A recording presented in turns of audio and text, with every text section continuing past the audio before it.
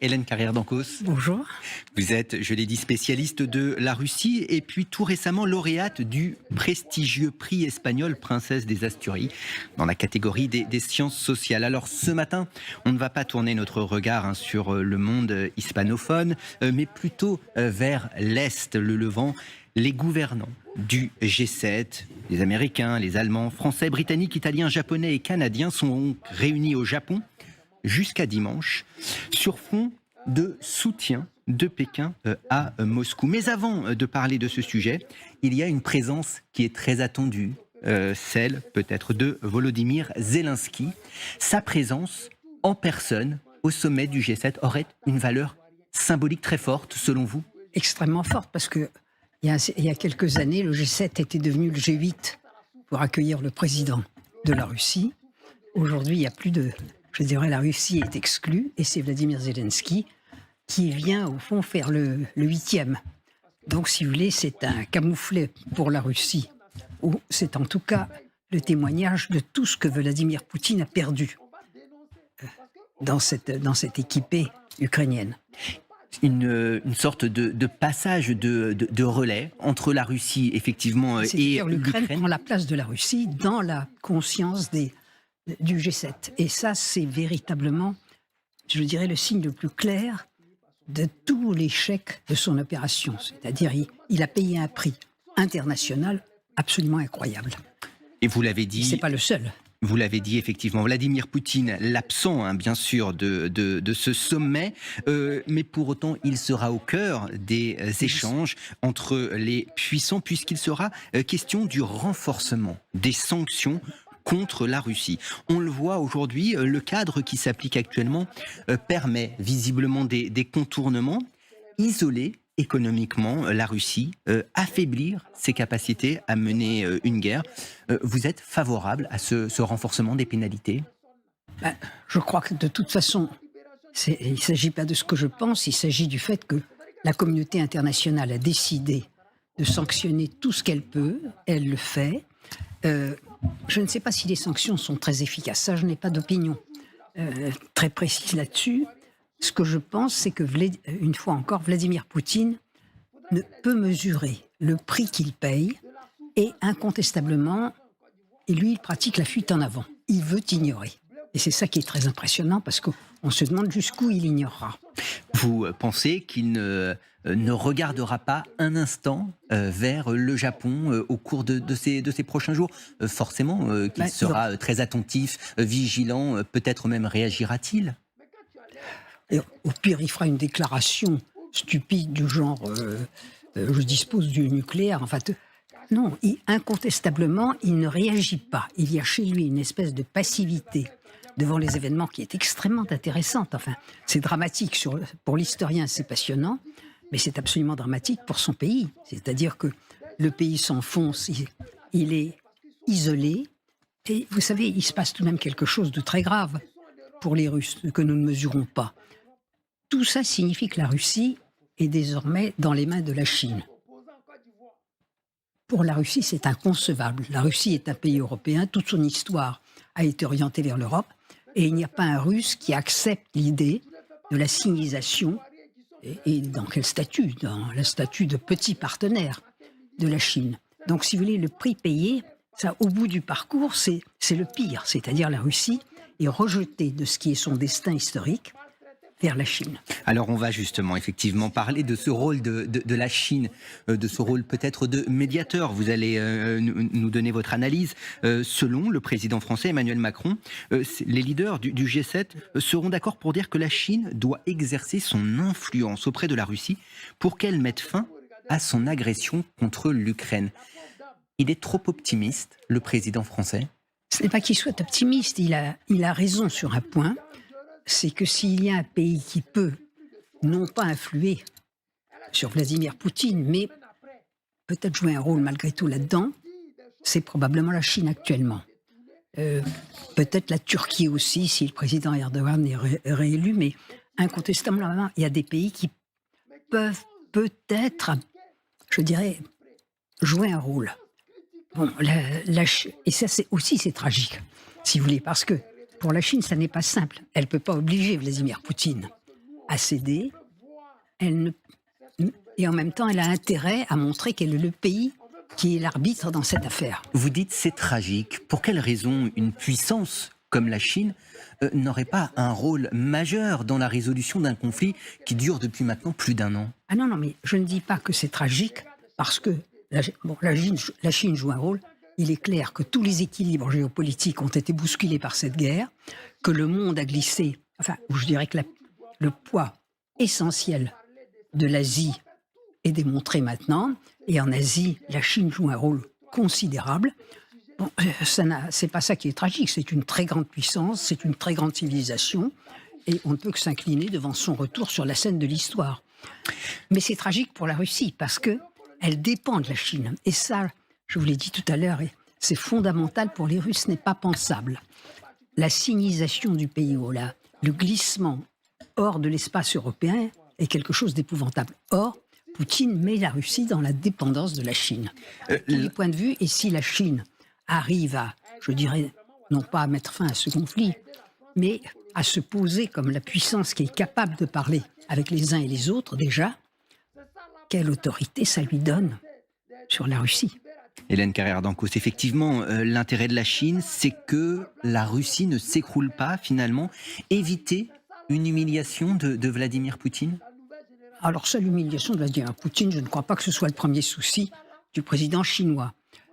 Son principal souci, que la Russie ne disparaisse pas de la carte, tout simplement parce que pour la Chine, c'est fondamental. Enfin, tout s'ouvre à elle, l'espace sibérien, les ressources, enfin, et la Russie, pour la Chine, c'est le pont vers l'Europe.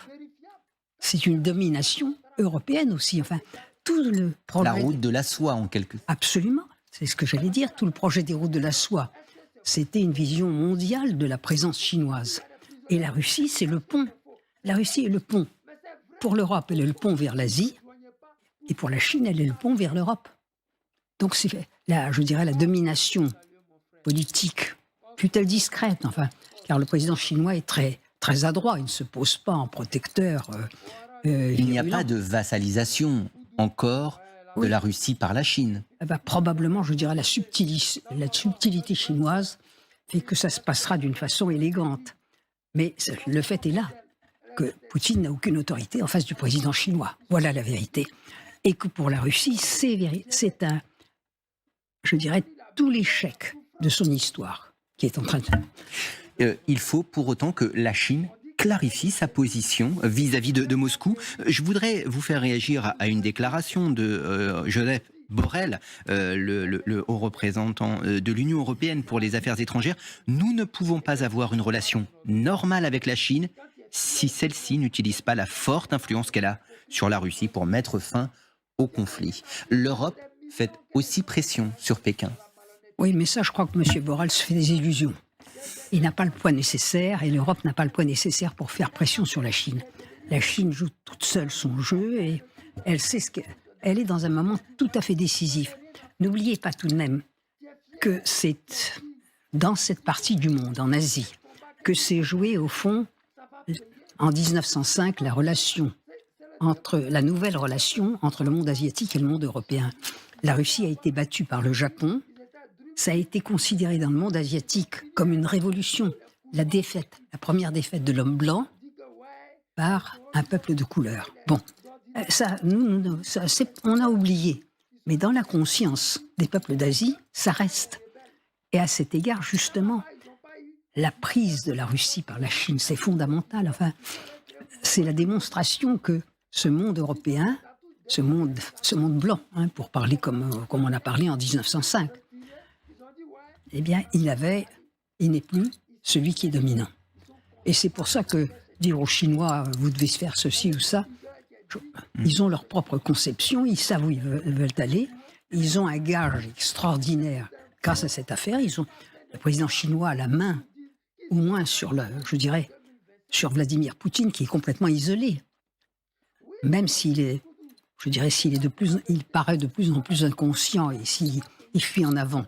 Mais néanmoins, il a besoin de la Chine. Et pour la Chine, ce qui se profile. Parce que si la Russie est battue, si elle est vraiment comme on dit, humilié, eh bien, le sort de Vladimir Poutine est probablement scellé. Parce que quand on perd la guerre, c'est pas pardonnable. Et surtout devant l'Ukraine, devant un peuple, je dirais, qui est infiniment moins important, numériquement. On va parler dans un instant effectivement de Vladimir Poutine et de sa personnalité, de ses relations avec des anciens présidents, notamment américains. Un mot encore peut-être sur une autre puissance qui pourrait jouer un rôle. Vous avez parlé de la Turquie. Allons un peu plus au sud et parlons du continent africain. Quel est le rôle, quelle est la place de l'Afrique dans la résolution de ce conflit? Une mission menée par 6 dirigeants africains se rendra en Russie en juin ou en juillet, a annoncé Sergueï Lavrov. La place de l'Afrique est incontestable aussi. Pour l'instant, elle semble timide, mesurée. Oui, mais elle est importante pour la Russie parce que les pays d'Afrique, l'Afrique c'est un continent, mais en même temps ce sont des pays différents. Et à cet égard, c'est le seul endroit où la Russie n'ait pas perdu son prestige. Elle a investi beaucoup en Afrique et aujourd'hui les pays africains manifestent, je dirais, une certaine amitié, un certain nombre d'entre eux, de l'amitié, de la défiance à l'égard de la Russie. Autant la Russie est en position de faiblesse face à la Chine, autant vis-à-vis des pays d'Afrique, elle est encore le pays qui est considéré comme puissant, qui a aidé ces pays, qui est respecté par eux. Et qui est très présent avec notamment la milice Wagner, absolument. Militairement parlant. Oui, et avec des tas d'investissements que le régime soviétique avait fait depuis très longtemps en Afrique. Donc, si vous voulez, à cet égard, c'est important. Les pays africains ont été moins unanimes que les grandes puissances occidentales à dénoncer l'offensive militaire russe en Ukraine, ce qui leur donne une place peut-être justement à part dans une possible résolution de ce conflit. Cette prudence qui a beaucoup été critiquée, notamment par Emmanuel Macron. Je sais, mais bon, chacun de ces pays a sa propre analyse de la situation. Ça, je crois que nous considérons qu'ils doivent se ranger sur nos positions. C'est pas tout à fait ça, dans cette affaire. Et une fois encore, le monde a glissé, c'est-à-dire de toute manière, l'autorité du monde occidental a été très érodée dans cette affaire aussi. Même si, par rapport à la Russie, c'est le monde occidental qui est le défenseur de l'Ukraine, etc., qui est en première ligne. Mais je dirais que le glissement vers le monde extra-européen est très important. Hier soir, un documentaire diffusé sur notre antenne, LCI, Poutine et les présidents américains, retour sur une histoire de rendez-vous manqué. Vladimir Poutine, au départ, est un lieutenant-colonel, un officier du KGB. Il est formé à combattre l'Amérique, ce qui explique peut-être aussi ses relations compliquées, souvent tendues.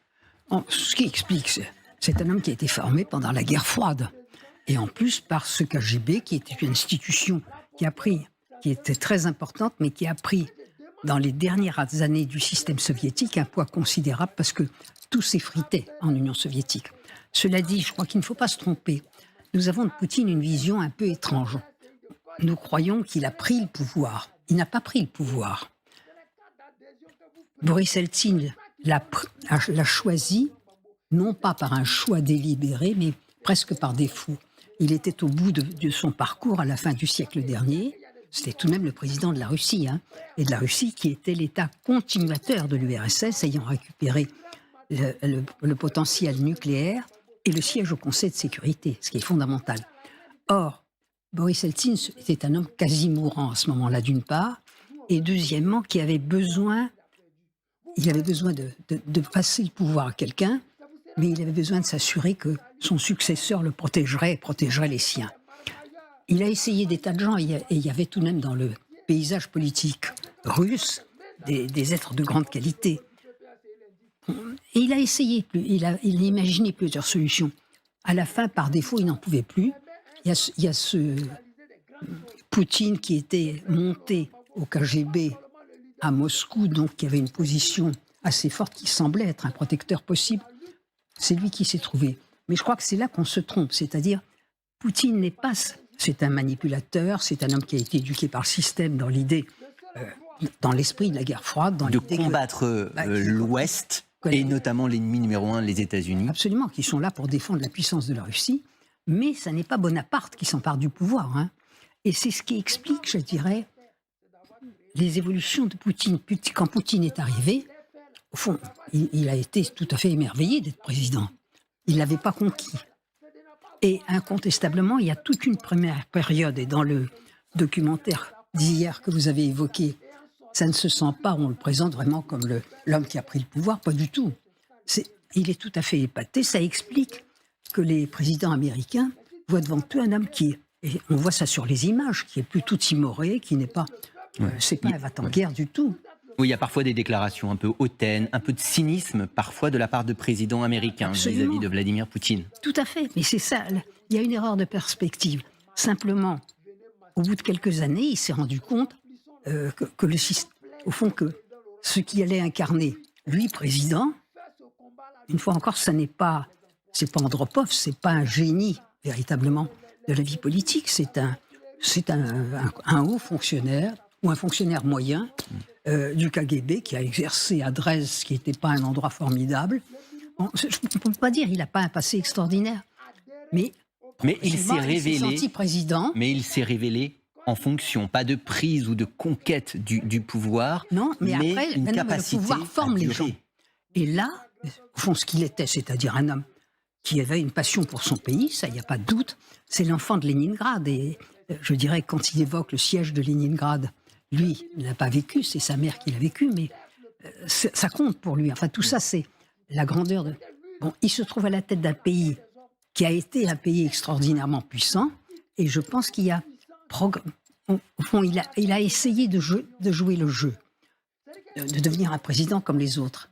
Et déjà, dès l'affaire d'Irak, il s'aperçoit que la Russie, elle ne compte pas, que les États-Unis ne comptent pas avec elle et qu'ils décident tout seuls. Et ça va s'aggravant, et on peut dire, je pense que la rupture se situe en 2007-2008, précisément avec l'élargissement de l'OTAN, c'est-à-dire au moment où il s'aperçoit que son pays est l'objet, je dirais, d'un non-respect de ce qu'il considère, et j'y reviens parce qu'on le dit, j'ai même entendu dire sur ce plateau, ça n'existe pas, il y a tout de même un engagement qui avait été pris face à Gorbatchev, que l'OTAN ne s'étendrait pas. Oui, et en 2008, le sommet à Bucarest achève ce compromis. La Géorgie et l'Ukraine. Et l'Ukraine, c'est le plus grave pour la Russie. C'est vraiment le point de rupture.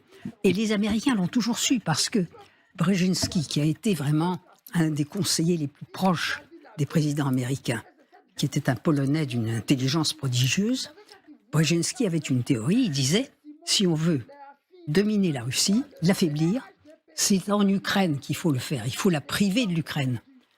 Et toute la politique américaine, en effet, était d'abord orientée vers... Et le sommet de l'OTAN à Vilnius en juillet prochain sera aussi décisif. Absolument, autour de cette question. Bon, alors, si la guerre continue, on ne peut pas intégrer des pays dans l'OTAN, des pays dans cet état de trouble en ce moment, ça paraît difficile, surtout l'Ukraine, enfin, en état de guerre, c'est...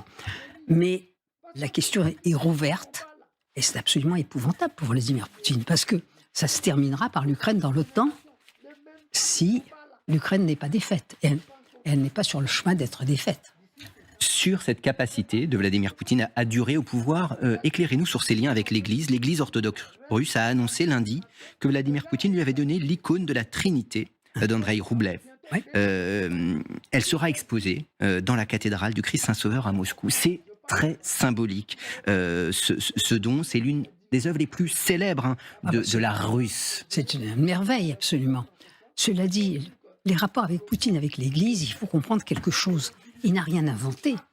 L'Église a été proche du pouvoir, mais avec une autorité, sous les deux premiers Romanov, parce que le patriarche était le père du premier tsar Romanov. Mais Pierre le Grand, nous sommes au XVIIe siècle. Qu'est-ce qu'a fait Pierre le Grand ? Pierre le Grand a mis l'Église sous l'autorité de l'État. Il a supprimé le patriarcat, créé une structure administrative, le Saint-Synode, qui lui permettait de tenir l'Église. C'est-à-dire, dès ce moment, l'Église perd son indépendance. Elle l'a retrouvée un tout petit moment dans la Révolution de février. Mais après, il y a eu le régime soviétique.